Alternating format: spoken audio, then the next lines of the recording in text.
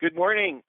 We'd like to welcome you to our November 16th webinar. This is our 108th webinar of our TMIT National Research Testbed, our High Performer webinar series. I'm Charles Denham, Chairman of TMIT, and I'll MC this program for you today. We're on slide 2 for those of you that have the slides. If you don't have the slides, we'll tell you how to get them. But to make sure that you have really good volume with your computer, make sure your computer volume is turned to the max, and also make sure that you have your webinar volume to the max. Now, if you have a problem, and those of you that have the slides, if you click on the participants icon and then the request phone icon, we can give you a direct line if you need better audio and you're having a problem. I'm on slide 5 right now, and this slide shows, for those that don't have the slides, go to www.safetyleaders.org. In the upper right-hand corner of the landing page, you'll see upcoming events. Click on the Sepsis and Triage webinar, and you'll go to a page where you can download the slides. And for those that are watching these for those of you that are watching these slides with a delay, you'll know that we'll be adding additional resources to those pages. Then on slide 7, if you could, you'll see our social media addresses. And now I'm on slide 8, and for those of you that haven't downloaded the slides, I'm going to review our TMIT purpose statement. Our purpose is we will measure our success by how we protect and enrich the lives of families, patients, and caregivers. And the topics we covered today are really, really critical regarding caregivers as well as patients. Our mission is to accelerate performance solutions that save lives, save money, and create value in the communities that we serve. Our disclosure statement is on slide 9. We have no products, services, or technologies for which that will be covered today in any way. There's no funding from industry in any way for this webinar series. However, we have full disclosures of our activities on slide 9. On slide 10, we have the faces of those that will be speaking today. We're thrilled to have Dr. Jeanne Huddleston, who leads the mortality reviews at the Mayo Clinic in Rochester for all of the Mayo Clinic. We have Dr. Greg Botz, who's both faculty as a professor at the University of Texas at the MD Anderson Cancer Center and an adjunct faculty member at Stanford Medical School. We have Bill Adcox, Chief Bill Adcox, who's the chief of the University of Texas Police Department, as well as the Chief Security Officer for MD Anderson Cancer Institute, along with his great colleague, Vicki King, Inspector Vicki King, who is a real expert in the threat safety science area, along with Bill and along with Greg at MD Anderson, and they'll all be covering an update on our Medtech program. And we have Becky Martins, who's been a long-time patient advocate and published author with us in the area of patient safety and a terrific champion of patient safety who worked on the hospital-acquired conditions work with us years ago, and also was involved in the National Quality Forum Safe Practices. Before we get started, we'd like to have Becky express the voice of the patient and help us focus on what's really critically important, and that is those who we serve. And so, Becky, would you kick us off today? Thank you, Dr. Denham, for inviting me to be part of today's webinar. No one wants to see caregiving organizations succeed more than the patients, families, and communities that they serve. When lessons learned are realized, it changes the narrative of the patient story and the health system story in the most positive of ways. I look forward to hearing about the treasured lessons that benefit patients before, during, and after their healthcare experience. I'll turn the call back over to you, Dr. Denham. Great. Thank you, Becky, and thanks for your just continued support of patient safety and your advocacy. You've just done a terrific job. So I'm going to, in a rapid-fire manner, go through what's been in the news and our national survey highlights. Dr. Huddleston at the Mayo Clinic has some commitments. If for any reason they run late, Kyle, please let me know when she is on, and she will kick off the sepsis area. Just to give you a quick review of last month, we covered this issue of cybersecurity and the fact that the issue of contamination of medical records is squarely in the patient safety officer and chief quality officer's wheelhouse. Whether we like it or not, these lead to an incredible number of threats and potential risks to our patients, as well as threats to our caregivers and those we serve. So we had Professor Ross Koppel from the University of Pennsylvania speak on this, and he has written a number of papers. He's been a very positively provocative speaker on this topic, and really helped us understand that there is an enormous number of medical errors and potential harm and threats through our electronic systems, whether they have cybersecurity risk or not. And then when you add the cybersecurity risk and contamination of the medical records, it's critical. He's been a wonderful watchdog on the issue regarding working with our vendors of the EHRs, and has helped champion the cause to make sure that everyone is aware of the fact that there are really few safeguards that we can call on from the vendor community, and that they've got an enormous conflict of interest. The more that they might do in that, the more they increase their liability. So it's absolutely critical that all of us be really aware of the potential risks that can come through the EHR areas. When he spoke, we led into his presentation, and we remind you to go back and listen to it and listen to how he addresses these top patient safety concerns. The ECRI has put together a pretty good list, and you see in red, information management at the EHRs, implementation and use of clinical decision support, patient identification, and test results and reporting are all critical. Now, we also, as we led into it, addressed these enormous number of breaches that continue to occur. You can have breach but no theft. You can have breach and theft. You can have breach, theft, and contamination. And fraudsters who are seeking drugs or seeking funds or seeking free services can contaminate the medical records, and it costs actually about $20,000 to remediate those records. So 1 in 3 of us will have our medical records breached. Someone in my family were breached at UCLA. Now, whether they were stolen, we're not sure, and whether they're contaminated, only time will tell. But we've had employees of ours who've had their medical records breached, and tax returns have been submitted to the IRS with tens of thousands of dollars being able to be yielded, and this happened multiple times with employees of ours. So a critical issue.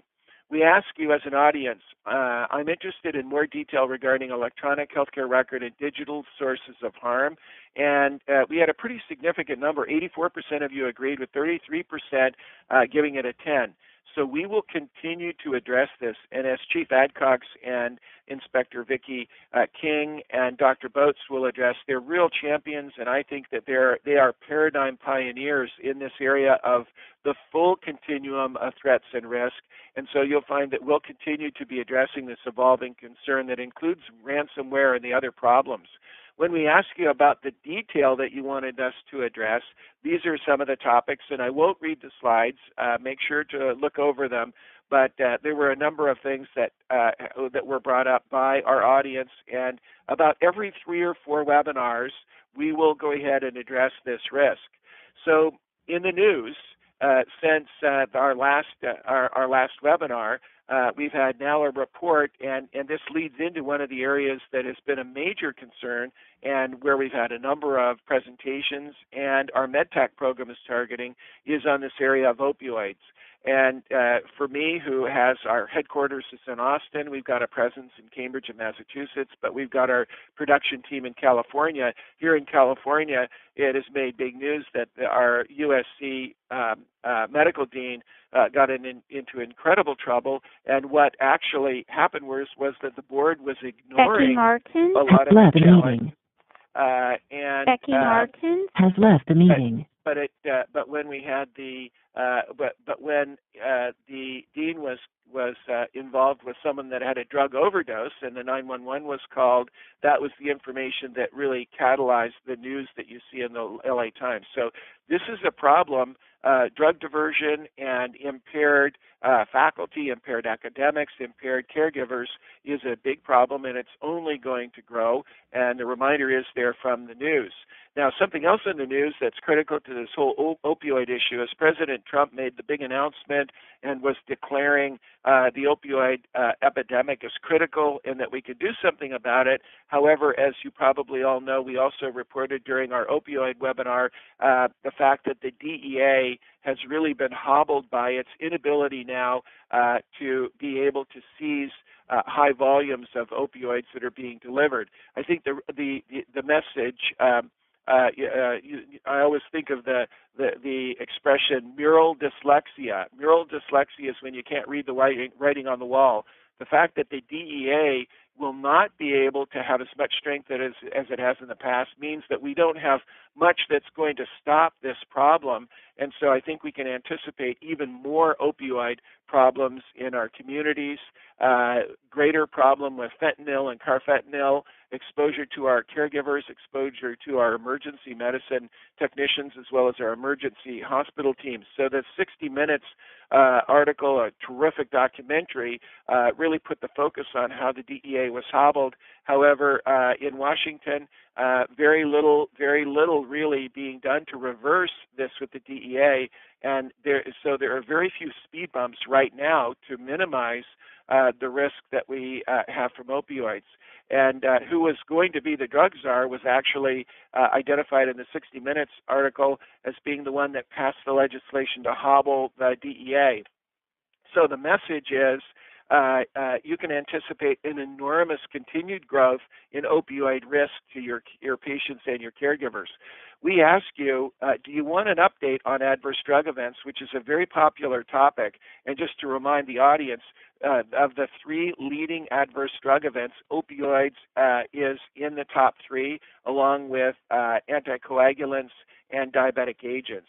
So again, we had 81% of you agree, maybe a little bit reduced focus than we've had in the past, but we will in the next 3 to 4 months be bringing back the leading causes of adverse drug events, the preventable adverse drug events, and these topics. And we'll probably have Dr. Jacobson come back and give us an update on it because you've given us a continued information that you want us to cover it. So these are some of the topics on slide 26 regarding the areas of critical importance to you, and we ask for detail. So sepsis is our topic today with Dr. Huddleston, and as soon as she is able to log on, we may shift around a little bit our topics to be able to cover them. But we ask you, and we've done at least 4 sepsis webinars in the last 18 months, and we continue to get a pretty strong response. And we ask you, do you need more help on sepsis? And when you gave 35% of you gave that a 10, and we had a pretty strong response. This is why we responded with sepsis today. But we've coupled it to triage, and we have Dr. Huddleston addressing triage issues, inbound patients. The Mayo Clinic has had an enormous impact on their preventable deaths by focusing on triage of all patients, as well as addressing sepsis. So the topics on slide 28 were those that you asked us to address, which we will. So in the recent news, sepsis was in the news, and the attention was brought to the terrific response and the terrific impact that Virginia Mason has had. And we would remind you to go ahead and look at the Markets Insider if you want to read more about what was reported on. Markets Insider had that in the news in September. And in addition to that, it will lead you to the Virginia Mason website with the images that you see before you with the dramatic impact that they've had. So with their sepsis bundle, they've decreased the lead time by 54%, and they have decreased mortality by 45%. And if you look at the small text in the box to the left, they've been able to reduce the 90-day episode cost to $22,000. We're going to ask them if they will come and speak to us in detail, but we wanted to let you know this is in the news and this is available there. So what I'm going to do now is I will shift gears with you today to address the slides. Carl, could you advance us or let me advance to my presentation? We're going to give you an update on Med Tac because it does apply to some of the topics that we've addressed. So what we wanted to do as our secondary topic today, which I will address very briefly, and what has put our focus on our Med Tac update is the recent shooting and active shooter event that occurred in Texas here and the Las Vegas shooting, because of the number of deaths that could have been prevented with the Stop the Bleed and the Med Tac program. So while we're waiting for Dr. Huddleston to come online, I just wanted to remind you that the Med Tac program started actually about 3 years ago, and as a Cub Scout Den leader, I was helping my scouts learn their advanced first aid, ask Dr. Botz and other doctors such as Peabody, Dr. Christopher Peabody from UCSF, and doctors from the Mayo Clinic to help us with some of the videos that we needed. And then simultaneously with that, Dr. Botz drew our attention to the issue of active shooter events at Texas Medical Center, where 160,000 people work together in a very high concentration of people that are at great risk for active shooter events. That led Chief Adcox to recommend that I speak with a fellow named Michael Dorn that had undertaken a number of the risk assessments at Columbine and the other terrible mass shootings. And he told me, oh my gosh, everyone is interested in active shooters, but there's an enormous number of preventable deaths due to choking, opioid overdoses, life-threatening anaphylaxis, allergic reactions, gravity accidents, drive-over accidents in schoolyards, and everyone's focused on active shooter, but they're not focused on sudden cardiac arrest, which was one of the biggest. So we put our team on it, and this program has evolved from that. If we look at slide 62, so just advance to your slide 62, what evolved was a program that we've started to address the 7 leading causes of preventable death, in addition to bullying and workplace violence. And we all know that workplace violence is 4 to 5 times more common in our hospitals than it is in other industries.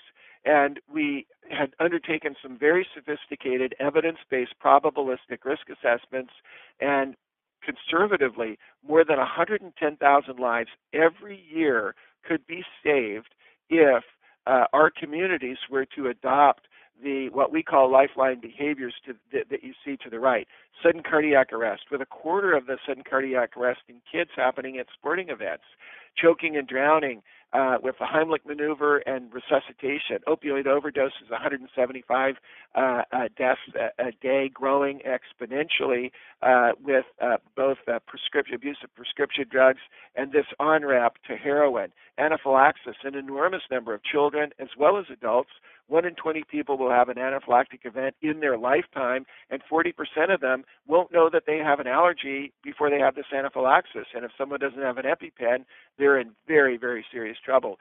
Major trauma, including bleeding with these active shooter events and these terrible events where people will come into hospitals or churches or very large environments. And the Stop the Bleed training has come from terrific work in Afghanistan and Iraq, when with our military, they found that the use of tourniquets, wound packing, and pressure bandages could translate into enormous impact in survival. Gravity accidents that could occur with children and adults, transportation accidents, and these aren't traffic accidents. These are accidents of drive-over accidents near schools and home, and then this issue of very serious abuse of power that can lead to suicide and a number of other issues. So one of the areas our research we've undertaken in developing these programs is also to use an aviation-like checklist, and this was the brainchild of Dr. Botz, to come up with a checklist that could be used at the beginning of any assembly, a group event. We've been testing this with teams, with sports, with scouts, We have schools, both here in California, and who calls 911, who meets the first responders, who knows where the AED is, who knows CPR, who knows how to use the Stop the Bleed kit. And on the right is a care pack, and the idea here is this is an EMT-like pack bought from the same sources that includes an AED, a Stop the Bleed kit with tourniquets, pressure bandages, and what you need to be able to address bleeding, epinephrine, auto-injectors, Narcan kits for opioid overdose, and also the devices necessary to protect the caregiver. So these are two research projects that we're undertaking right now and developing different versions that could be used for schools and for other organizations such as Scouts, membership organizations, colleges, and team sports. And I'll get into that in just a second while we're waiting for Dr. Botz to come online. Now, out of hospital, sudden cardiac arrest, if we look at the survival rate, just over 10% in the United States. And if you said, well, what about the best practices? And what Don Berwick and others have taught us over the years is benchmark the best of the best. Don't benchmark the average. Don't do what the lazy administrators might do, who just say, as long as we're above average, I'm not going to worry about it. Why not benchmark the best? And if you benchmark the best community, King County, Washington has a 62% survival rate with shockable rhythms and bystander witnesses. They have focused on having accessibility to AEDs and training of CPR in the community and working with their first responders. Further updates on this issue are, it appears that the American Heart Association has recognized that we really can do a lot more with providing dispatch-assisted compression only and bystander CPR, and also the evidence supporting the need for compressions and rescue breaths during CPR for children. So you can see the American Heart Association is continuing to adjust and refine and fine-tune their guidelines and recommendations. I encourage all of you who are caregivers or at organizations to make sure that you keep up with the latest research, but there's no question that the combination of CPR and AEDs and having the latest training can have an enormous impact. On slide 66, the AED guidelines from the American Heart Association are here. We're now working with schools and with hospitals and organizations and saying, how long will it take to get to the AED and get back to the victim? And consider, as they have at Texas Medical Center, putting tourniquets and Stop the Bleed kits with the AEDs and helping the students and everyone in the community understand where they are and that they could get to them. Slide 67, just another slide you could refer to regarding the greater survival through CPR and rescue breaths with children. And that brings me to the second topic. Just a quick update here. Just as recently as in the last 2 weeks, another toddler has died of a fatal allergic reaction, and they knew the child had severe allergy. So things are evolving very rapidly. In many states, they're allowing physicians to write an order for EpiPens and for the auto injectors to be there. I'll address this in just a minute as we talk about what we're doing in our research project here in Orange County, California. We have one school with 8 care packs, the type that you saw a little bit earlier, that have the EpiPens, have the tourniquets, have the AEDs, and they will be much more available to the students and to the teachers. When we look at opioid poisoning, not only are we at risk for the people we serve, but those who serve. And a month doesn't go by without us seeing more and more news items of EMTs, paramedics, police officers having to be treated with Narcan, and there's nothing in sight, no speed bumps in sight to reduce this opioid epidemic. We recommend that you really seriously consider making sure that you have availability for Narcan and people know what to do. So I'll sum up before I hand things over to Dr. Botz to make a few comments on the Medtech program before we move to sepsis. And Kyle, do we have Dr. Huddleston on yet? Just let me know when we do. let me know when we do. So we apologize. Dr. Huddleston had commitments at Mayo Clinic. She felt that if they were to run late, we would move the secondary topic up quickly, but I know she'll do a great job for us. So the Medtech programs, just a quick update. The type on the slides is small, but we wanted to give you enough information. We have programs for schools K through 12. We've graduated 3 classes of children, 3rd grade through 6th grade, as well as older kids as part of a Scout program. Our first college program will be at Stanford University in February, and our plan will be to branch out with those programs. The school programs are between 10 and 15 hours after school or summer school. And for colleges, because as college students don't have much time, they'll take 3 to 4 hours online and then a 4-hour on-site to make sure that they can walk out with their AHA certificate for having undertaken their CPR and AED training, as well as their Stop the Bleed training. And we'll cover all 7 of the leading causes of death online for them. We also have Scout groups, both for Cub Scouts, Boy Scouts, Girl Scouts, but also a shovel-ready program for those that want to pursue an Eagle Scout project, that they'll be able to have a network of our Eagle Scouts that will help them be able to start a Med Tac program at a local school, at a team, or a Scout group. We're really privileged to have Chief Adcox and Inspector King with us today, and we'll be with Dr. Botz in the lead, teaching the program for law enforcement at MD Anderson here the first week in December, that will develop into one that can be disseminated to law enforcement. And I got your message, Kyle. We'll keep going, and I think we'll go right through Dr. Botz and Chief Adcox, and then hand things over to Dr. Huddleston. So for our professional caregivers, we also will have a 2-day very intense program, evidence-based, all the best practices, and that'll take probably 16 hours for doctors, nurses, medical students, nurse practitioners, pharmacists, and those in allied care areas. And those will be CME, CEU, and the appropriate continuing education. So as I kind of wrap up before I go to Dr. Botz, I just wanted to let you know that we also have developed a program for emergency family preparedness. Our first weekend course starts this weekend with 4 families who will be trained in emergency preparedness, but they'll have get certified in all, or have a certificate for completion for the Med Tac program, as well as CPR and the Stop the Bleed program, and they'll be focused on emergency preparedness, such as to be prepared for the terrible hurricanes we've had, flooding, fires we've had here in California, and earthquake. And the final program is for faith-based organizations.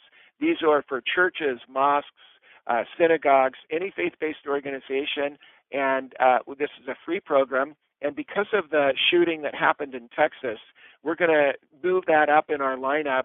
So within the next 60 days, we'll host a 90-minute free webinar for all faith-based organizations. The attendees must be security officers, staff, or authorized participants. If you're a caregiver who's a member of a church, a synagogue, a mosque, tell us what organization you're affiliated with. We just want to make sure no bad guys are on this, because we'll be addressing prevention, preparedness, protection, and performance improvement after these these active shooter events. We're going to have special emphasis on Stop the Bleed and active shooter events. However, we'll cover all of the Med Tac topics, and if there's a strong response, we'll launch a monthly webinar series to cover all 8 topics with intense focus, and we'll be really encouraging them to get local training with the AHA for CPR, AEDs, and local training with Stop the Bleed instructors. And my pitch to you is I've been trained now as a Stop the Bleed instructor. If you're a nurse, you're a pharmacist, you're a caregiver, anyone with clinical training or law enforcement training, you can take the Train the Trainer course. Please respond at the end of our this webinar if you would like to. If you have a church you want to recommend, you want to participate, we'll have a free text entry. So the next couple of slides are just regarding the truth about the church shootings. There's a lot out there. There are a lot more of them than we think that there are. There are a lot of common denominators. After the Texas event, we contacted those that are leaders in building the databases to ask what are the behaviors of concern, what's the reality here, and kind of take this not just from the press. One of the leading organizations is the one you see here, the Center for Homicide Research. We spoke with Dallas Drake, and then we spoke with the researchers that have helped develop their database. And so the program that we will deliver will have actually experts in this, in the church shootings, as well as security officers. We have the chief security officer from my church, Saddleback Church, which feeds a lot of content to churches all over the country, and we have the chief security officer that will address that. On slide 74, it's got a breakdown. I won't read the slide for you because we want to move to Dr. Huddleston. But suffice to say, there's a lot we can learn, and I think I'll leave Dr. Botz to let you know how many victims of these active shooter events could potentially be saved if people are trained in stop the bleed techniques, recovery position, and how to work with professional first responders. So, Greg, we'll have you, and we'll have Chief Adcox go, and then we'll turn over the rest of the webinar to Dr. Huddleston. Great. Thanks, Dr. Denham. It's a pleasure to be on this webinar with you again. If I could have control of the slides, Kyle, I'll move my slides forward. Thank you. I want to give you a little bit of an update to the Medtech Bystander Care Program that we've talked about a number of times on this webinar as an element, as a dimension of both patient safety and caregiver safety, adding to the dimension of caregivers and their families and the communities in which they live. You've seen a lot about the various elements of the Medtech program that we are addressing, which include the most common preventable causes of death in children, young adults, and workforce. The paper from the National Academies that looked at bystander care as a very important part of the chain of survival in many of the trauma events that are going on in our communities, whether it's blunt force or penetrating trauma, whether it's acts of violence or just trauma from gravity accidents, things like that. The bystander care that's provided before professional first providers can arrive is so important. I joined this webinar series more than a year ago, bringing a plea to hospitals to practice the active shooter training, because when these events occur, if you're not ready to act, the number of victims involved can grow exponentially. We know that last year in Orlando, there was an active shooter event in a nightclub, and much of the preliminary care was provided by bystanders.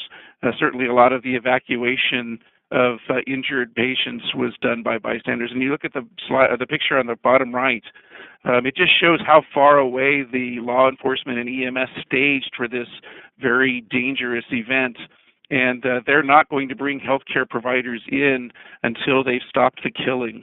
It is part of the plan to bring a rescue task force in under law enforcement cover to save as many people as they can, but the main focus in an event like that is to stop the person from killing more people. And so bystander preparedness, being able to put on a tourniquet, pack a wound, put pressure on and stop bleeding is so important for the survival. In this event, there were 49 dead and 58 wounded.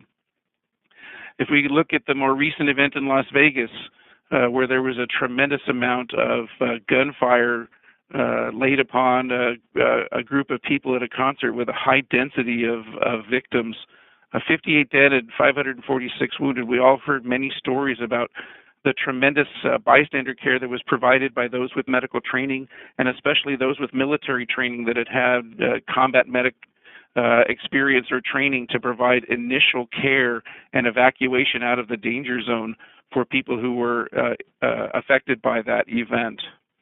And then finally, more recently, something that's very close to home here in Texas, this shooting in a church that left so many dead and wounded.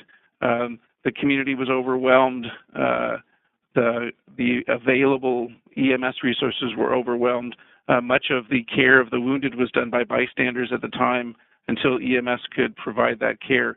It just, to me, I want to implore you again to consider Med Tac as a program that can be used in your hospitals, in your communities, in your faith-based organizations as a way of teaching these lifeline behaviors, this bystander care, to deal with the most common causes of preventable death, to try to reduce the impact on our fellow citizens that might otherwise die because of either a delay in care or just the number of people that need to be cared for in any one event.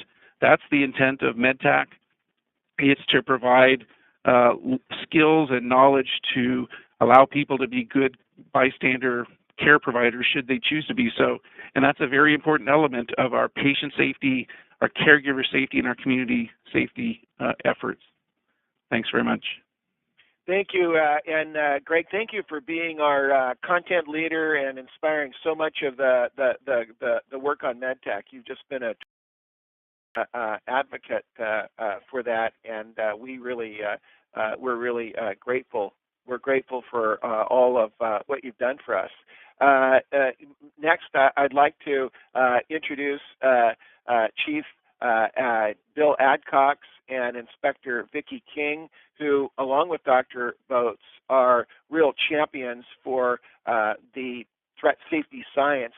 We would call them paradigm pioneers because they've really gone upstream to help prevent threats, risk, and harm. And no better place to do that than the leading cancer center in the world. And I had the privilege of training there for part of my training as a radiation oncologist. And so they're doing some terrific work there. They've moved upstream to really be able to focus on de-escalation issues. And as you all know, workplace violence is one of our leading problems in healthcare, with 4 to 5 times the incidence of other industries. And so we'll ask them to just give a brief update on their perspective, and then we'll go to our main speaker, Dr. Huddleston, who's now with us. And but I think, Jeanne, what we'll do is we'll let Chief Adcox and Vicki King go next, and then we'll give the rest of the webinar to you on sepsis. Well, thank you very much, Dr. Denham and everyone. I'm like the rest of you, looking forward to Dr. Huddleston's presentation, so we'll get through this. On behalf of Vicki and I, it's a great pleasure and an honor to present and take part in this webinar today, and we thank you so much. What we wanted to do is first off is looking through the lens of global threat safety science. We wanted to introduce you to our institutional health security approach, and we're going to do that by walking you through our prevention, preparedness, protection, and performance improvement model, and the examples, a few examples within that. But as we get started, I think it's important for us to point out that within this lens and this approach, we use the same principles that are being talked about on today's webinar, as well as our speakers have put forth. In fact, we even use what we call medical fusion, and that's the integration of both medical and tactical approaches, and as we look at prevention from both the primary and secondary area. So this first slide here on high stress, vulnerable populations, I'm going to turn it over to Vicki. Well, one of the most important things that we do through the threat safety science is we look at the environment that we have to operate in, and we develop protocols to identify, assess, and respond to behaviors of concern that are linked to workplace violence. Now, hospitals, we all know, are high-stress, high-stakes environments.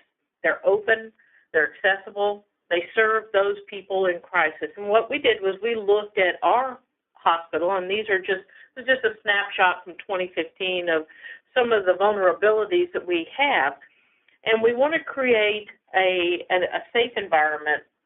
We want to negate some of the bad actors that come on property who want to exploit our vulnerable population. This is a very target-rich environment. So what we want to do is examine and develop a comprehensive combined protection model. And this is based on the latest threat safety science in order to mitigate the risk and threats to our institution. So when we go to the next slide, you're going to look at where most hospital security centers are really focused. They focus on the external threats to the campus. And there's been some surveys that link violent crime. There's been a slight downtick in this year's survey by IASS that shows that violent crime has been down. But when we look at these catastrophic events, and this one occurred here in the Houston area in January, you see that we look at the typology. This is what we call type 1. These are threats from patients and visitors. These are threats from people, type 2. These are threats from people who have an affiliation, who have some reason to be on our campus. And in this particular case, a patient became frustrated with the length of time and reverted to a violent way of gaining the attention, and ultimately was shot by a sheriff's deputy out in the parking lot after he opened fire inside the hospital. So what we want to do is we want to look at not just the internal or the external threats from patients and crime that may infiltrate our hospitals, but we also want to look at the internal threats. And this was a very celebrated case from this past summer. Bronx, Lebanon had to endure this threat to their patients and staff, and this came from a former employee. The doctor in this particular case had just recently been terminated, but in this case, there were some red flags that were missed. The shooter leveraged his knowledge of the institution to inflict great harm. What we look to is evaluating behaviors of concern that may be exhibited not just by the doctors, not just by patients and external forces, but also internal staff. And we work to understand those work relationships that may exert pressures on these individuals. This was a case that just occurred a couple of days ago at Affinity Medical Center. This is another case where external forces involving an employee really moved to create a hostile environment within the hospital. This was a love triangle. That's what it was attributed to at this point, where the doctors' outside relationships created a workplace threat inside the hospital. One of the things that we do is we work with the hospitals to identify those particular situations that some people may term as a private matter, but may have a nexus to violence in our hospital. We look at domestic violence, we look at stalking, we look at social media threats and other workplace issues. And we build awareness that helps us to institute safety plans, investigative services, and follow-up and mentoring. So for this particular slide is the first part of this prevention, and remember this talking about primary prevention. And all this is that we know that everybody should identify a viable threat identification and intervention approach. And here are just some examples of some efforts that you can do to do that.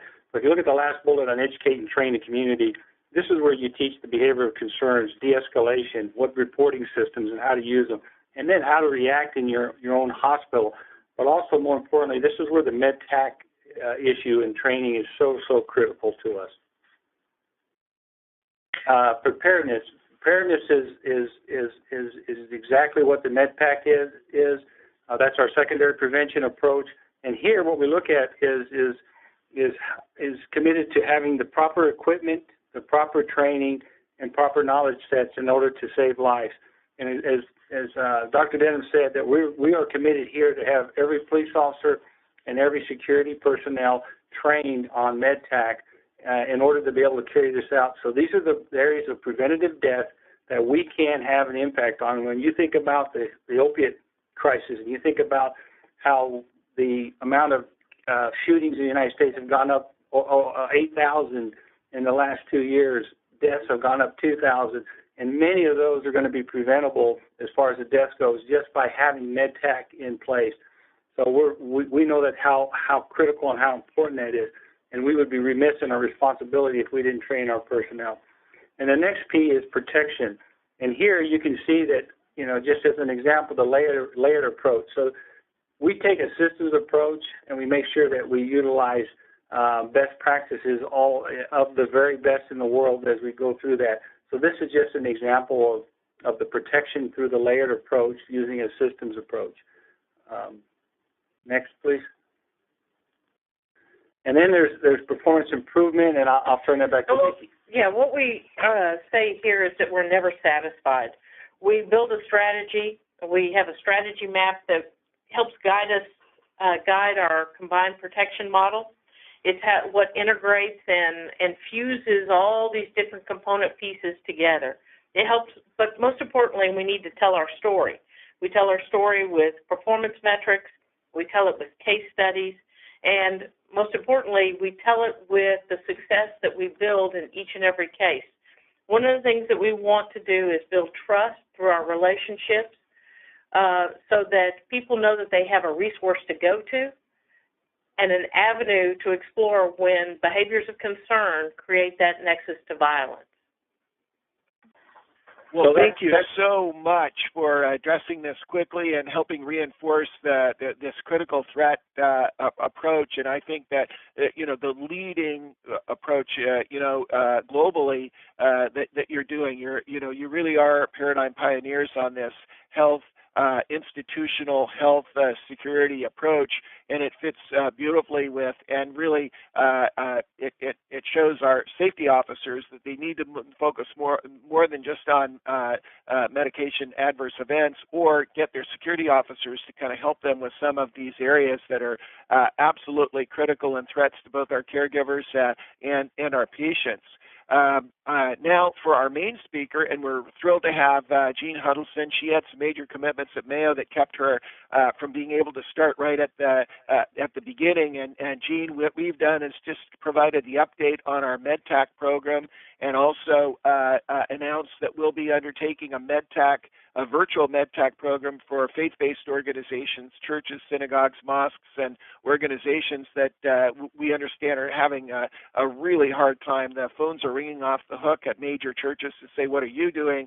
And so we're organizing the subject matter experts, and then experts like Chief Adcox and Inspector King and Dr. Botz, who's also the Chief Medical Officer for the UT Police Department at MD Anderson and UT, to help with this issue. And so, Jeanne, we're just really privileged now to have you focus on our main topic today, sepsis and triage, and helping us understand the connection between the two and what your mortality reviews have been able to yield.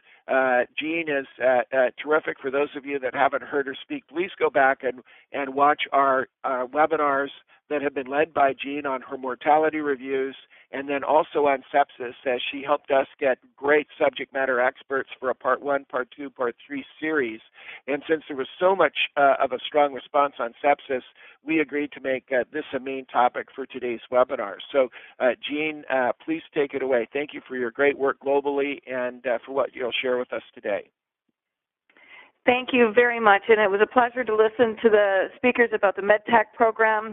I can tell you that experience is going to be crucial. My family and I are headed out to New York City for the Macy's Day Parade, and it was very helpful to know that the responders there are all taken care of just in case something could happen. Those are the sorts of things we never used to think about, but they certainly cross our minds now. One of the things in combination between the Med Tac program and the shooter incidents and everything that we face in healthcare, patients coming into our hospitals, is the concept of triage. And we learned a lot about triage very early on related to sepsis in particular, and a couple of other diagnoses that we'll get into. First is a disclosure. Those of you who have heard me speak before, I am fundamentally biased because of how much I absolutely love this work and love being able to influence and help hospitals do some process and system changes that impact thousands of lives. And so thank you again, Dr. Denham, for the opportunity to be here. As a result of that work, I'm a volunteer co-founder and CEO of HP Healthcare Safety, which is helping to spread Mayo's mortality review work and the concepts of a safety learning system. I take absolutely no remuneration whatsoever from any of the activities and hope to bring more learning to more hospitals as a result. So let's start with a story. Once upon a time, in a large academic medical center in, let's say, the Midwest, On Monday morning, a physician would walk into the administrator's office and proceed to discuss the patient who was transferred in from an outside hospital, who arrived with a low blood pressure, a high pulse, a low temperature, and fluoride septic shock. And that individual, that physician, would then proceed to complain about the clinical aptitude of the patient's providers in that small hospital several hours away from his own. This scenario, this story, played out week after week and month after month for years, at least 15 years that I was personally present for, where we would bring patients into our hospital, and the patients, when they arrived, seemed to be a completely different patient from how they were described when we first received contact about them, when we first accepted them to come to our hospital. And at the time, being rather self-centric about the issues that were taking place, all it ever sounded like to our leadership was an individual physician complaining about having to take care of hospitals' patients from remote parts of the Midwest or other parts of the country.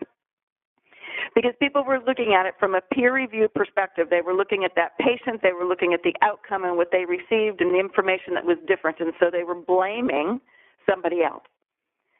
When you actually back up and look at it from a systems perspective, things look a little bit different. Because after decades of whining about direct admission patients or patients coming up from our emergency department who were unstable when they arrived on the general care floor, nothing changes with any one of those basic anecdotes. It takes a lot more to actually move a system. And our change happened because of our findings in our mortality review. In 1 month, we had more than 10 deaths associated with putting the patient in the wrong place in the hospital.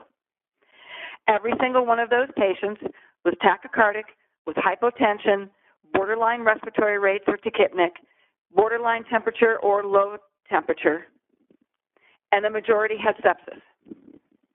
Now, at the time, when we had this realization, when you discuss 10 cases in 1 month in a multidisciplinary group, and they all happen to have the same common pathway, from outside the hospital or from the emergency department to a general care floor, and they're clinically unstable when they arrive. That means that it's not just one provider in one hospital. It's not just one receiving doc. It's not just one nurse who didn't communicate anything. It's multiple providers from multiple hospitals and multiple providers within our hospital all experiencing the same thing. That makes it a process and system failure. And because we were able to line up these cases and take them forward to our leadership as a group of 10, a cluster of similar process and system failures, we were actually able to move the dime and within 6 months had the admission triage center that we had been begging for decades. The formula is pretty simple. If you have a delayed diagnosis and a triage failure, it's not an additive problem. It's actually a product issue, a escalation, where we found in a data analysis that there was a 62-fold increased risk of dying if we put you in the wrong place in our hospital when you first came in, when you should have been either in an advanced care setting, some sort of step-down or progressive care unit, or the ICU. And there's multiple system reasons for that. So what do we mean by triage? Now, keep in mind, most of these patients had sepsis. But one of the things I want to bring up before we get into this concept of triage is if you think back to Dr. Casey Clements when he gave the second sepsis talk on the TMIT webinars, and I would recommend that anyone who didn't hear the first and second sepsis talk to go back and actually listen to them because they're an amazing summary of the state of sepsis in the United States right now. But what Dr. Clements told you about Mayo Clinic is that we don't have a sepsis team on our general care wards. We don't have a sepsis team because we learned in mortality review that what we need to screen for is badness. He called it badness. There is a common physiological trend for deteriorating patients. Tachypnea, hypotension, tachycardia, tachypnea, and hypotension, plus minus changes in temperature and O2 saturations. And there's very often a heralding sign of change in mental status. That is common not only of sepsis, but exsanguination, pulmonary embolus, acute myocardial infarction, stroke, and what do all of those diagnoses have in common? What they all have in common is a documented in the peer-reviewed literature that time matters. The longer it takes you to get to those patients, the longer it takes you to take care of those patients and give them the definitive treatment, the higher their mortality rate hour by hour. So we made a conscious decision when we were developing our bedside patient rescue module around deteriorating patients that we didn't want to just screen for sepsis. We wanted to screen for badness. And once we knew we had badness, then we knew we needed to figure out what the differential diagnosis was. But we needed to capture all the patients, because if you just screen for sepsis, you're going to miss other people who may die because you didn't get to them in time. Enter the concept of triage. So I looked for the definition of triage. So in the Merriam-Webster dictionary, it's the sorting and allocation of treatment to patients, especially those in battle or disaster victims, very similar to what we were just hearing about. And it's according to a system of priorities designed to maximize the number of survivors. What we're hoping is we all try to reduce our mortality rates, that our survival rate is very, very high. So the first time, as soon as I read that definition, I had this picture in my head of the Pearl Harbor movie that came out in 2001. Now, they make this concept look pretty good, but we all know the triage is pretty ugly. For the shooter incidents that we were just talking about, the violence in our hospitals, the violence that's happening around our country, it's not as pretty as those actors make it look. The same is true, at least from my perspective as a practicing hospitalist, at 2 o'clock in the morning when everyone's tired and everyone's fatigued and we are completely overloaded by a signal-to-noise ratio. It's not very pretty then either. So here's the Oxford Dictionary's definition. Assignment of degrees of urgency to wounds or illnesses to decide on the order of treatment of a large number of persons. So that could be our hospital. That could be the influx in many of our hospitals, given the number of staff that we may have to work and the resources that we have to work with. But here's my definition. It's the assessment of the degree and urgency of a medical or surgical condition in order to assign a patient to the right people at the right place at the right time. Regardless of whether it's sepsis, exsanguination, acute myocardial infarction, stroke, whatever it happens to be, we need to get the right providers to the right patient at the right time. It's our 5 rights, and we need to be able to do that, and triage is a huge piece of that. So here's an example of the admission request from an outside hospital emergency department. So our hospital takes in patients from emergency departments, skilled nursing facilities, outpatient office areas, procedural areas, and other hospitals. So this is an 87-year-old man with a history of lots of medical conditions, including diabetes, kidney disease, prior myocardial infarction, and aortic valvular disease, where he remotely had a mechanical aortic valve replacement. He presented to the local emergency department with a cough, dyspnea, and new right arm tingling.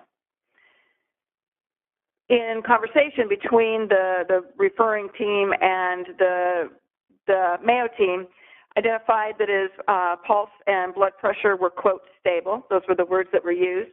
Respiratory rate was 26, and he had a pulse ox of 92% on 4 liters. We accepted him as a general admission to our general care ward directly without going through our emergency department and without any other communication. Now, this is prior to our admission transfer center.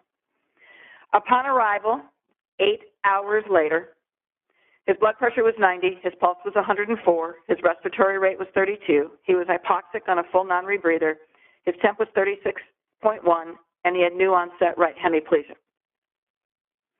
Something happened between point A and point B, and 8 hours is a really long time to go without any additional patient information. What happened? The RN called the rapid response team as soon as the patient arrived to the floor, immediately transferred to the ICU, hit a sepsis code, and because we do have a sepsis team in our ICU, diagnoses were pneumonia, bacterial endocarditis, and an embolic stroke. He spent 11 days in the ICU and had compassionate withdrawal of a ventilator. Now, this is not a real patient. This is an aggregate of multiple patients that we've seen, but the concept is the same. When a patient is in one place and they have one clinical condition, And there are natural processes and system delays, which for this individual was how far they had to ride in the ambulance, when the team there could get the ambulance, all the vital signs that were taken while they were in the ambulance and not communicated to the receiving team. The nurse report that was given from that hospital to our hospital happened before there was a shift change, before there was any patient deterioration. So when the patient arrives in our hospital with an ambulance crew and they go to a general care ward, everybody's walking around like the patient's completely stable. We don't have a natural sense of urgency embedded in us when we are told the patient's okay. We have a very different frame of reference. And that impacts what happens to these patients and the expediency with which we make triage types decisions, even once they're already in the wrong place in the hospital. And not all delayed diagnoses are sepsis. So this goes back to what I was saying earlier, because some of the first triage failures that we saw were actually related to GI bleeds. So here's another request from our own emergency department. 72-year-old male, history of MI, CABG, peripheral vascular disease on Coumadin, with an INR of 2.1, hemoglobin of 9.1. Vital signs in the emergency department are, as you can see here. When he got to the floor, you can see he was deteriorating, but still, quote unquote, stable, and actually still did not meet any of our RRT criteria. 4 hours later, a code was called, and he was transferred to the ICU. So here's some background information in terms of what we identified with this mortality review, and this is a real patient. There was no bed available on the GI floor and no GI doc available because they were busy with their other patients. There was a 4-hour delay in admission from the emergency department to the floor. He was admitted to general medicine on a floor that doesn't typically take care of GI bleeds. The resident was told in sign out from the emergency department 4 hours prior that the patient was stable. There was a 3-hour delay for the intern to get to the patient because there were 3 patients all admitted at once. And what happens when we have multiple tasks to do all at the same time? At least I do the task that's closest to me because it'll get done the fastest. So that's not unlike how an intern without any triage capability or without knowing how to triage would just take the patient that's physically closest to them and do that one first. It just so happened that this sicker patient was the last one they saw of 3. And because the nurses were told that the patient was stable, nobody called and hurried the intern along. The code was called before the intern actually got to the bedside. So we recognized that there were some crucial pieces of information that were missing in each of these transfers.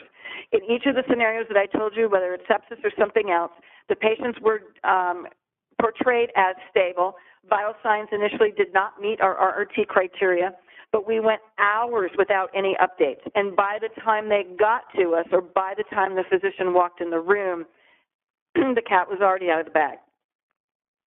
So what do we actually need to know as we're taking a patient in?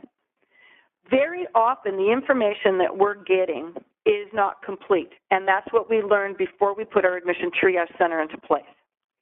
What we actually need to know is what the current condition of the patient is, and that means vital signs. Last set of vital signs. In addition, what were the patient's baseline prior to becoming ill vital signs?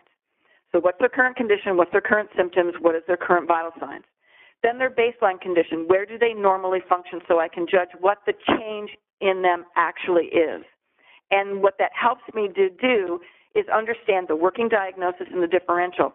People will very routinely call when they have a sepsis patient and tell me that they have a patient with pneumonia who's hypoxic and they need to transfer them to see us so they can have a pulmonologist given their background history of COPD. And that's all the information historically we used to get, and that's how people start the conversation now. But I need a working differential, and I need to understand what the current condition is. So we have a standard set of questions that we ask, and those of us that are trained to do this role, what's the current set of vitals? What's the patient's baseline condition? What were they like when they first came in? How long have they been with you? How has their course changed while they've been with you? What kind of IVs do you have in place? What antibiotics have you started? What's their lactate? Very often in any of those questions, so if they think they've got pneumonia, my head's going to go to sepsis. Why? Because that's our number one the later misdiagnosis in our hospital sepsis. So the first thing I'm doing is screening for sepsis. I'm screening along the standard of care. What's the fluids that have been in? If they don't have enough fluids, what kind of IVs do they have in place? Because if they have a 24 gauge in the dorsum of a hand of an 88-year-old, that's not going to help us very much. What antibiotics have they started? Did they get the blood cultures? What was the lactate? What was the white count? What's their temperature? I'm asking all of those questions because those are not naturally what we receive in the course of the conversation as the very busy clinician on the other end of the phone is trying to get the patient out of their place into our place. And so one of the key things that we do as we work through our working differential is slow the conversation down long enough to get the information we need, because we're not only taking care of that septic patient after they get to us, we are taking care of that septic patient en route.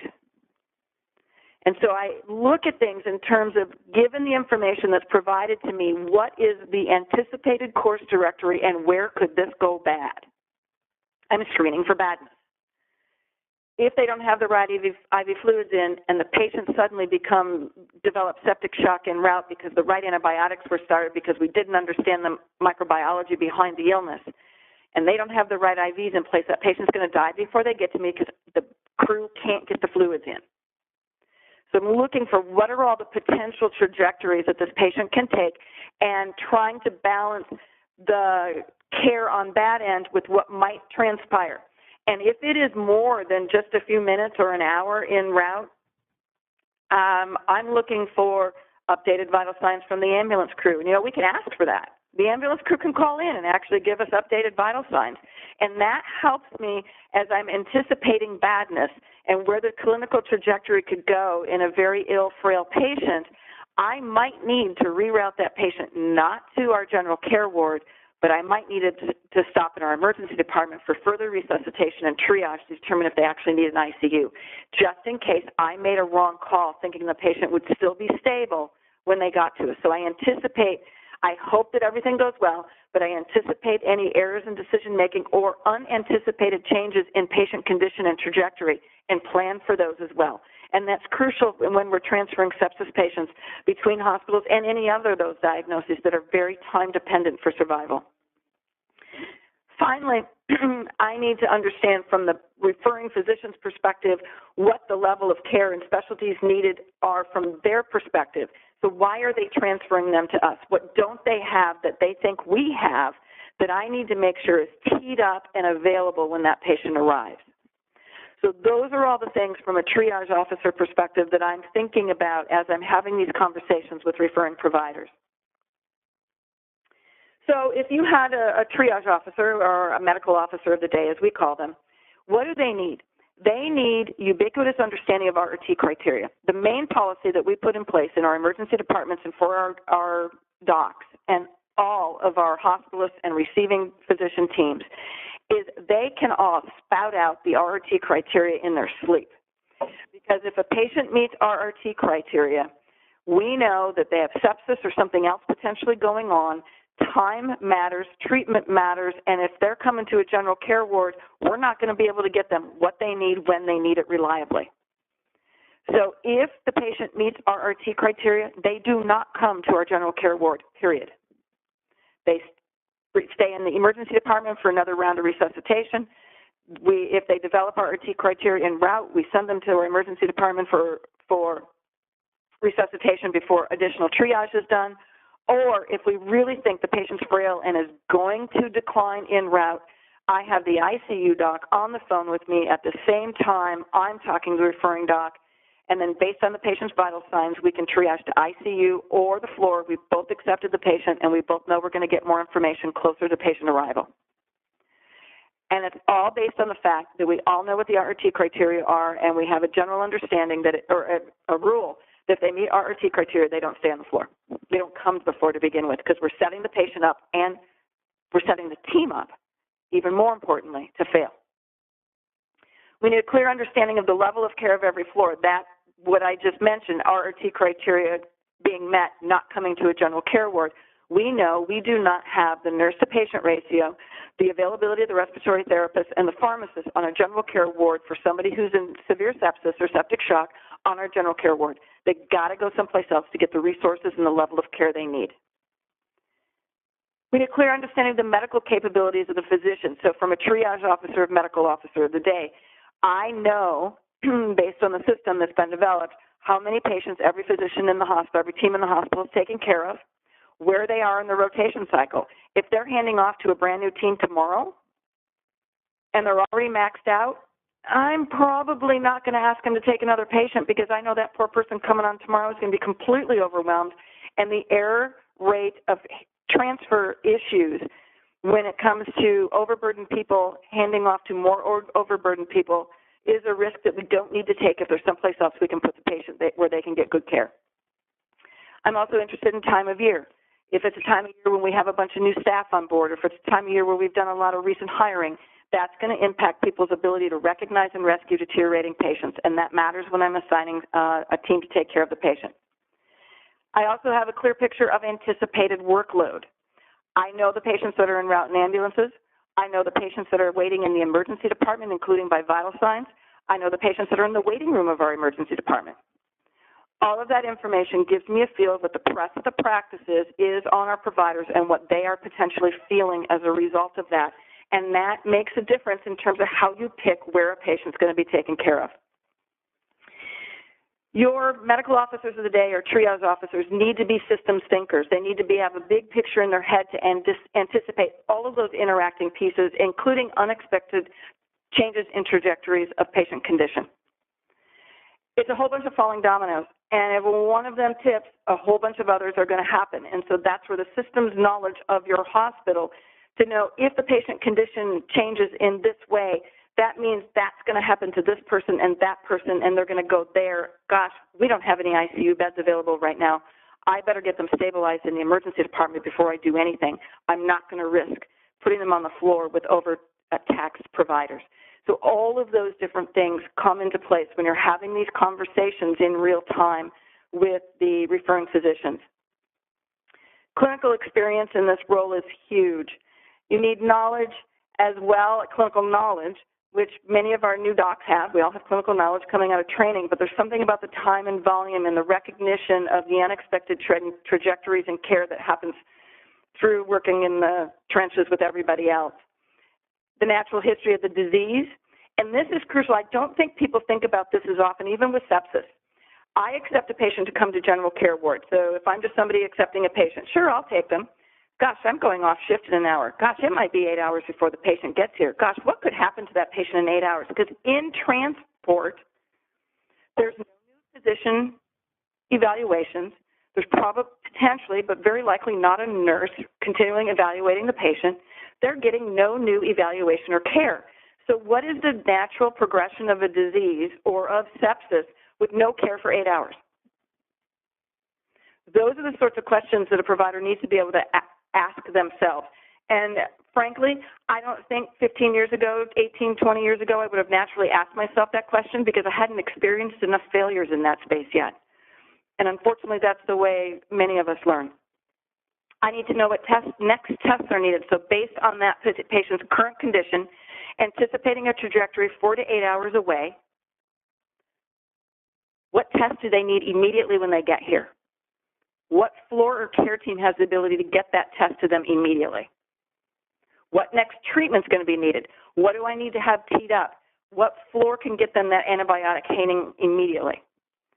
It's all about the timing. So from a systems perspective, it's about the timing of when the patient might arrive, how long they've gone without evaluation and active treatment, and what next best tests, what next best treatment, and who best to do that in the most timely fashion possible. That's the question and the thought process going on in the background behind our medical officers of the day. We have two targeted patient populations that I've mentioned. We have the direct admission process and the emergency department admission process.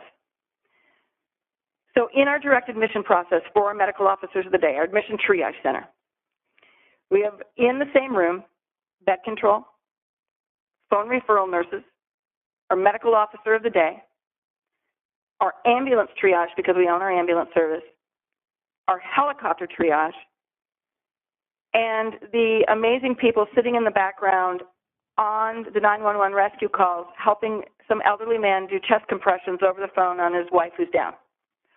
All of that is spinning around in the same space. So you have a pulse on the community and your entire referral area. So in this space, there's a call that happens from a referral physician to a RN referral line. Now, that RN referral line is staffed by emergency department nurses who do triage and care for a living. They request standardized clinical information, and based on that, they have a second triage process where they pick which doc needs to take the phone call, which physician is the best one to actually talk to the referring physician. And they page us. So the physician at the Mayo side has a discussion, and we have to assess the clinical assessment that's happening locally, the care trajectory, and keep EMTALA in mind. We review the current state of our hospital teams once we have all that information and make a transfer decision and a triage decision into our system. On our emergency department admissions, all of that information still comes into the same admission triage center, only instead of to a phone referral nurse, there's a request for a bed. Bed control contacts the triage officer, the medical officer of the day, and we review the medical record. And we're reviewing for what's the patient's clinical course. We don't have to worry about a very long, an 8-hour ambulance ride, but we may not have a bed available, in which case there will be a delay in transfer to the floor. We have to keep all of that in mind, and we are looking for RRT criteria. Just last week, we had a patient who didn't meet RRT criteria directly. They were a septic patient. They had a respiratory rate of 26, a pulse of 120, a blood pressure of 100, an O2 sat of 92% on 6 liters of high-flow nasal cannula, and a temp of 36.5, and they were alert and oriented ×3. They didn't meet any of our RRT criteria, but they were close to all of them, and a lab had not been followed up on in the emergency department, and the patient's CO2 was 73, and their ABG pH was 7.14. They were holding on to dear life, and thanks to their incredible physiology, were able to maintain their systems, but they weren't going to do it for long, so we were able to get the patient to the ICU. If we didn't have a second set of eyes review things, we would miss those things that naturally fall through the cracks for all of us when we get busy. So it's another set of eyes. It's not a peer review. It's another set of eyes to make sure that things go as smoothly as possible. And ultimately, we determine the best place, the best providers to deliver the care. So how are accepting physicians? So I mentioned that the nurse triage and our bed control have to figure out which triage officer to go to. So we have the medical officer of the day that handles all the medical specialties. We have a cardiology officer of the day that handles our very large cardiology practice. And we have our surgical specialties, who each take care of their own. And the rule that was put into place is that the accepting physicians on our end have to be attending physicians. We do not let our residents or fellows or others take those phone calls. It's important for the clinician with the most experience on call to actually have those conversations. Just like we expect to speak to the referring physician. We don't take the phone calls from the nurse. We don't take the phone calls from the secretary at the ER desk. We actually expect to have a physician-to-physician conversation, or we will not accept the patient. So what's the job description look like? For our medical officer today and cardiology officer of the day, they call us the mods and the cods. We respond immediately to all referral line calls. We get in a certain kind of page, a certain tone, and we've got so many minutes that we have to answer because there is a referring physician on hold waiting for us. We have a physician-to-physician clinical discussion. We often provide clinical coaching to the referring doc. Again, what size IV catheter do you have in place? When was the lactate drawn? What antibiotics have been put in, and may need to provide recommendations regarding antibiotic selection or any other clinical coaching that we can provide to ensure the safest transport possible for those septic patients or stroke or whatever diagnosis they have. We make a transfer decision, and it's not just a yes, no. It's when are they going to come? Because what if our GI team is full, like that GI bleed? It might be 3 hours before shift change, in which case a new GI doc comes on and we've got openings. So I might have them keep the patient stable in their local emergency department for those 2 hours, because it's going to take an hour to get here, until that new team is open, and then they get the right expertise when they need it. So it's when do they come, who takes care of them, what team is best, what floor do they go on, it's all of those decisions. And it's dependent upon the current state of our hospital and the availability of our current resources, nursing, physician, allied health, floors, beds, everything. In order to have a good understanding of the entire hospital system, we round with our emergency department staff docs 4 times a day, 24 hours, twice during the day shift, once evening shift, once night shift. And medical officer of the day is a 24/7 hospitalist position. Cardiology officer of the day is a 24/7 cardiology position, staffed by attendings with senior experience. We round with the ED staff so we can see what they've got going on, how many patients do they anticipate are going to be admitted. That gives us an idea for what the pressure is on the practice, which might help us actually go do a couple of discharges for our colleagues on the floor to free up some beds. It helps us with the entire hospital flow. We actually do admissions for teams on the busy floor, so if they're over capacity, they're seeing 6 more patients than they're supposed to, they need to concentrate on those so they can get them discharged. I'll do the new admission that they're going to take care of so they can get patients out and we can get patients out of our emergency department as quickly as possible. And then ultimately we serve as mediators. We're empowered to be the final voice. So if that patient comes in with sepsis and they happen to have cancer and maybe they fell and had a hip fracture, now, at least in many hospitals, unfortunately ours included, there may be a little bit of what we call a turf battle in terms of who gets to take care of that patient. And ultimately, if the emergency department is having difficulty communicating with multiple teams, they call the medical officer of the day. We make the final decision, and the final decision sticks. Now, people may disagree with us, but we're empowered to make the decision to provide the care for that patient at that moment, and the next day we sort out the politics in the light of day and change whatever policies need to be changed for future.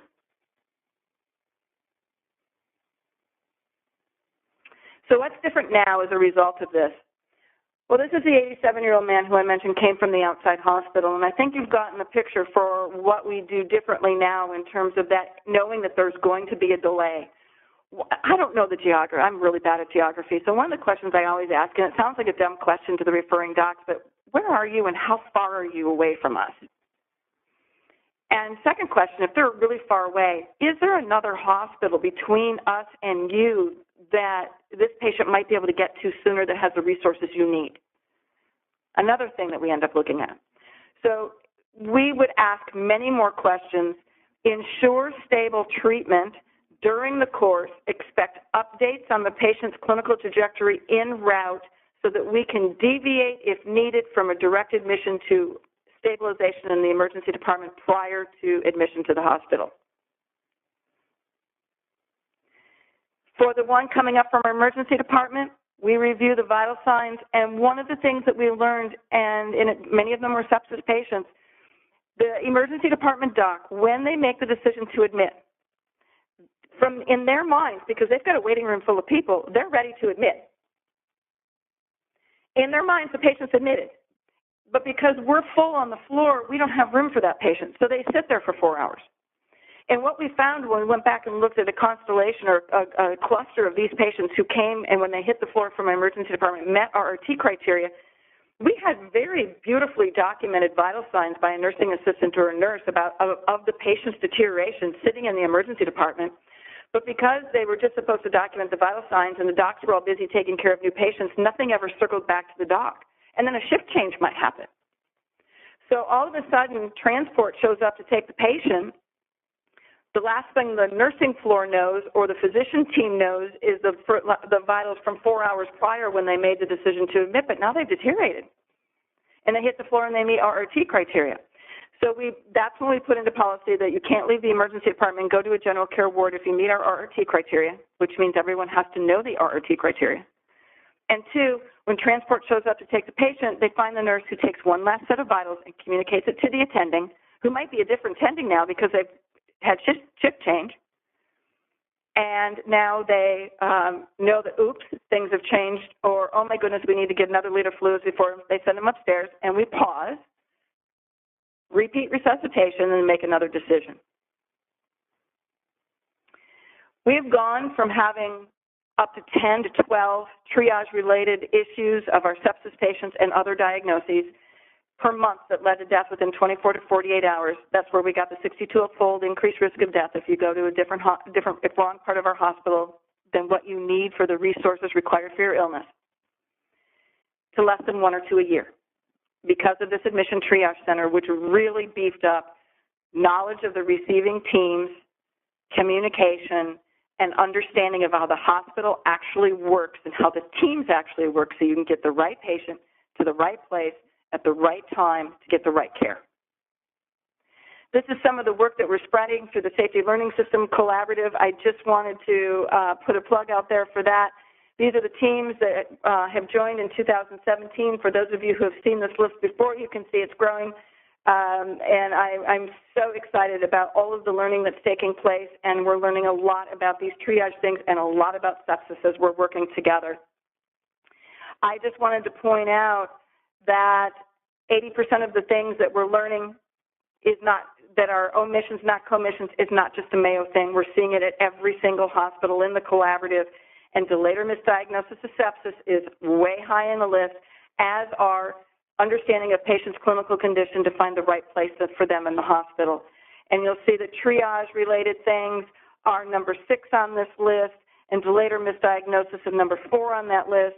And if you multiply those two, they make it to the top of the list, as we found through that formula. And we need to be able to concentrate on those diagnoses that have required timely care to improve survival. And we need to work on the left side, or the 80% of this Pareto diagram. And I'm going to stop there for any questions or discussions. Great.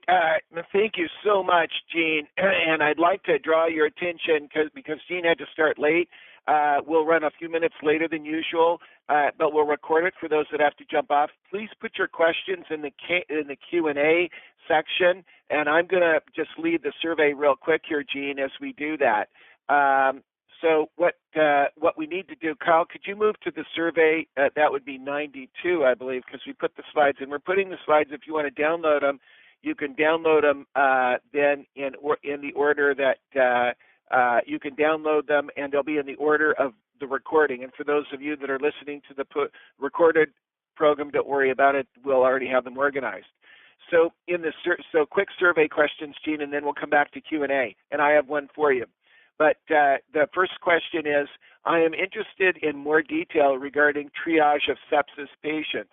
If you'd like to have more detail on this, especially sending patients to other centers, if you'd like to have us invite Virginia Mason to present their information, any of the topics you've heard that Jeanne has addressed, please give this a high ranking so that we know, and if because we don't want to overdo sepsis, but we definitely want to make sure to meet the needs of our audience. We've got people in every zip code, and about 85,000 that are on our list, and about 25,000 routinely invited. So we want to make sure that we're meeting your needs.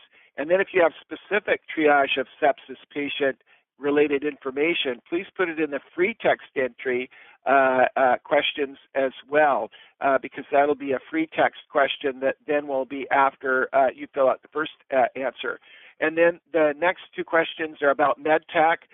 If you'd like more detail regarding the Med Tac bystander care program, as you've seen, emphasis on sudden cardiac arrest and the active shooter events and the Stop the Bleed programs, as well as the other leading causes of death of otherwise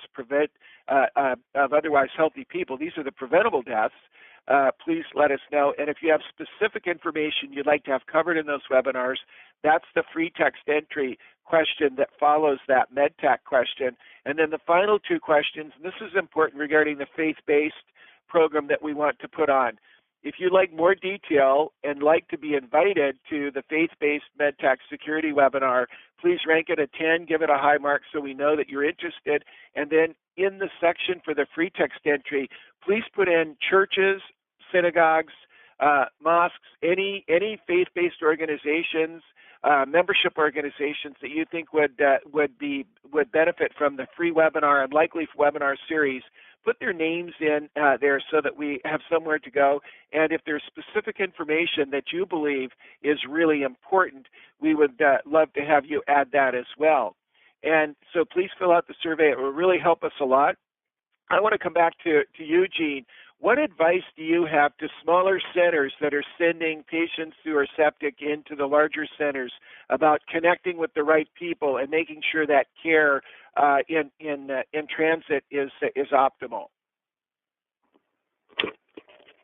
I think one of the most important things is to potentially develop an SBAR sort of format in terms of the information that needs to be relayed.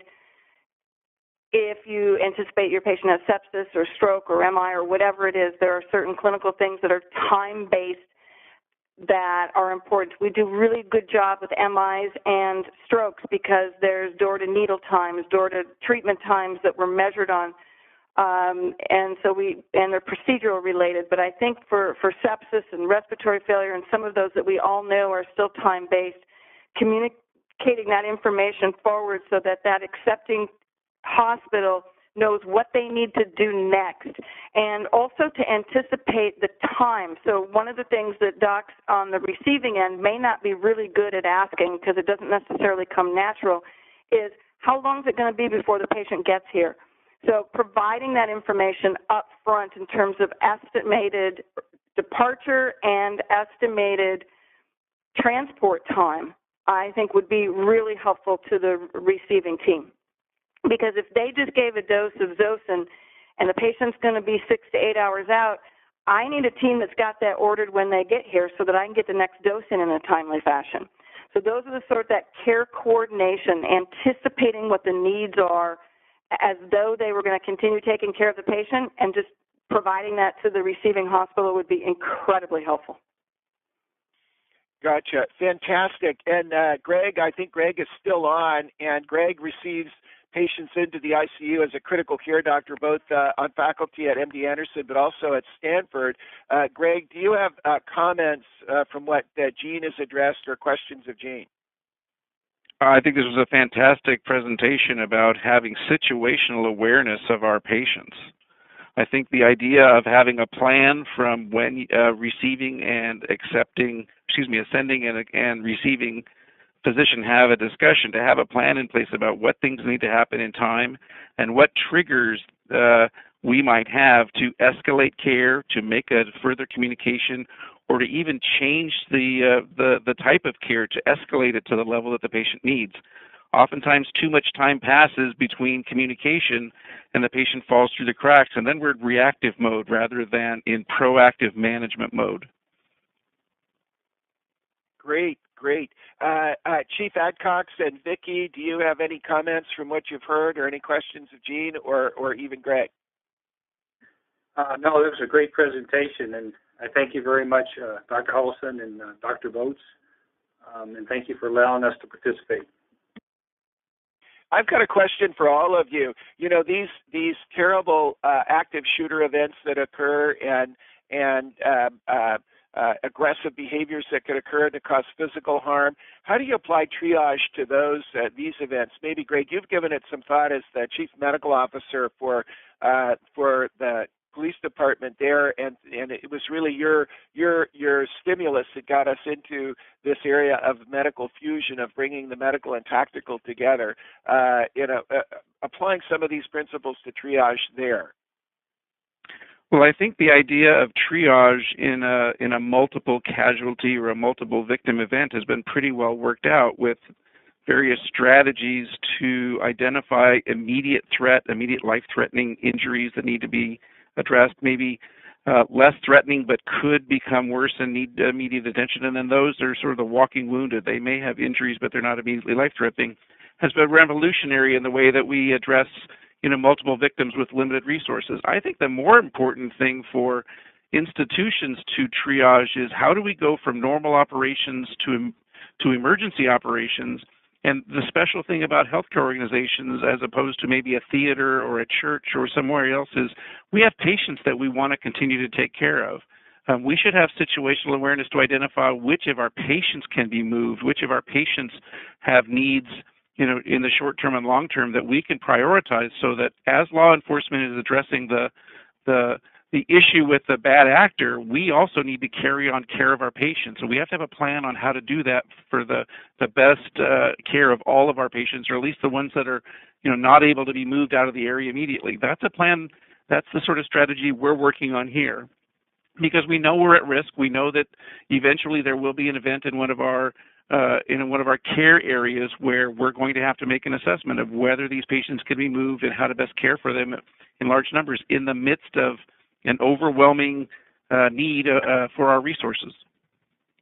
Great, Greg. And I'm going to come to Chief and Vicki here real quick to build on that. But while you're still right there, Jeanne, Greg and I are working on a project for leukemia patients, and we're finding that many times the families don't understand or delay and wait for somebody to get full-blown sepsis rather than to wait for the indicators and come in more quickly. And that you mentioned how critical time was. Greg, do you want to kind of address that as what you've seen with the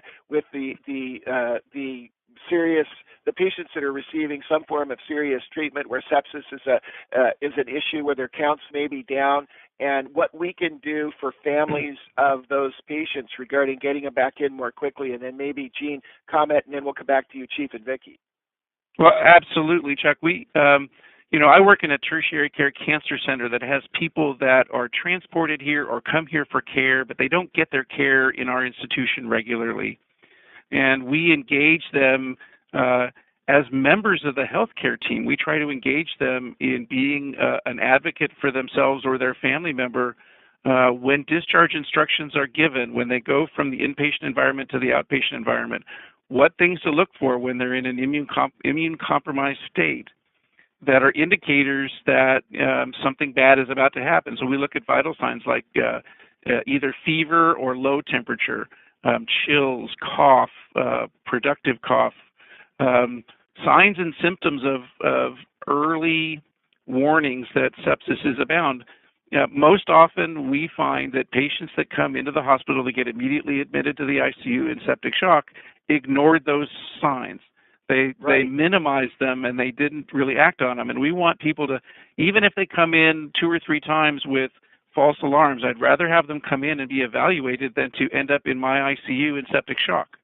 So having a plan for those people to become part of the team, to understand what the signs and symptoms are, and to be empowered to act, to be able to make a phone call to the team and say, I think this is a fever and I think we need to be seen. How can I do that?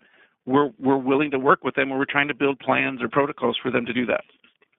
So, Jeanne and Chief, I'll come to you and Vicki in just a sec. But Jeanne, one of this issue of the bounce back of the patients the patients and families who are undergoing the cancer treatment, and what we can do at the time of discharge to make sure they come back in early, or they go to the major medical center much earlier. The best sepsis is the one you prevented, right?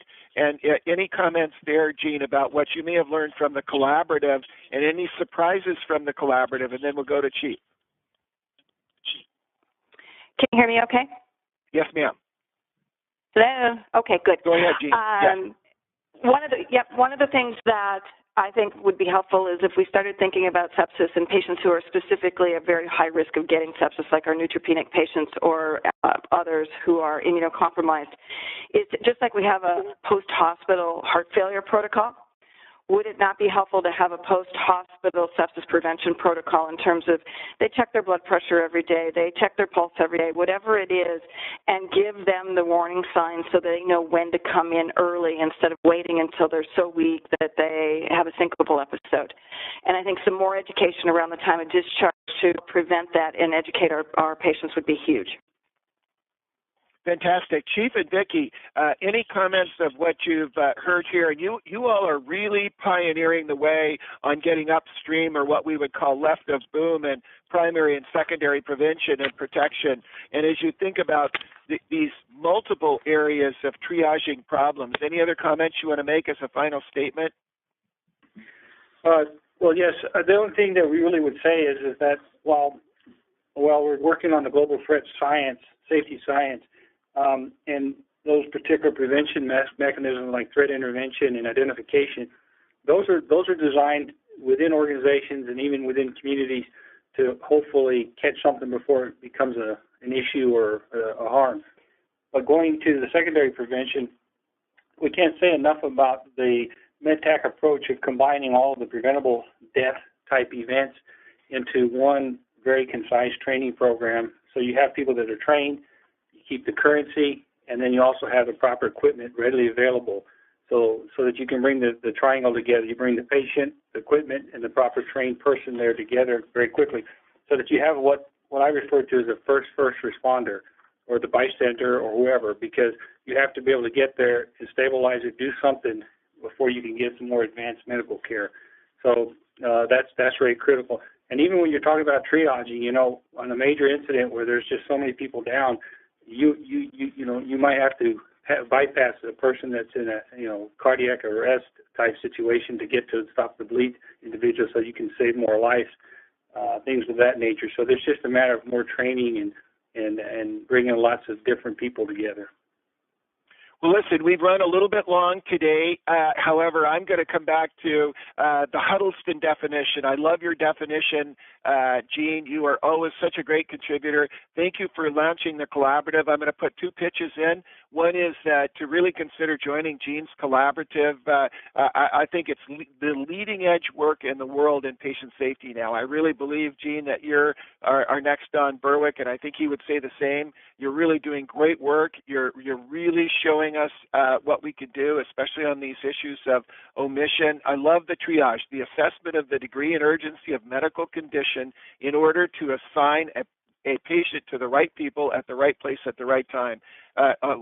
Fantastic. Thank you. I don't know if Becky is still on. I heard her drop off, but she may have logged back on. Carol, has she logged back on? We'll give her a chance to close. I'll close with words of affirmation. When you're near the end of your workday and as you're walking out the door, you ask yourself, have I made a difference today? When you have the right people doing the right things, you get the right results for your patients. You have made a difference. And the result, today at your organization, someone is bringing their everything home. What does that mean for patients and families? It means that our families remain intact. Birthday candles will be blown out. High school graduations will be attended. There will be dance recitals, home runs, new marriages, new babies, and presents to be unwrapped. I'd like to express my gratitude to the team at TMIT, to Dr. Huddleston, to Chief Adcox, Dr. Botz, and Inspector King for sharing their expertise and their collective wisdom with us today, as well to each and every one of you attending the webinar this afternoon for your energy, efforts, and diligence in advancing safety, not only throughout your organizations, but in your communities as well. I'll turn the call back over to you, Chuck. Well, thank you so much. And again, we put the pitch in.